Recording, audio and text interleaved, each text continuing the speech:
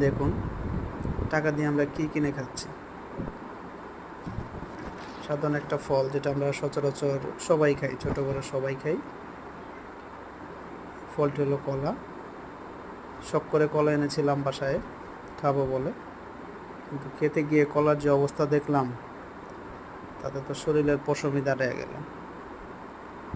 এটা কি কলার রোগ, না কোনো বিষাক্ত কিছু দেওয়া হয়েছে, না কি করছে কলাটাকে, আসলে বোঝার কোনো উপায় নেই। প্রত্যেকটা কলাতে সেমভাবে একই অবস্থা। মনে হইতেছে যে কোনো জীবাণু ছড়াই দিছে বা কোনো রোগ হয়েছে কলার ভিতরে।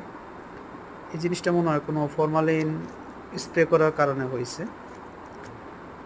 আর এটা দেখেই বোঝা যাচ্ছে যে এটা খেলে আমাদের শরীরের অনেক ক্ষতি হবে। দেখেন প্রত্যেকটা কলা, আমি প্রায় 14টা কলা আনছিলাম।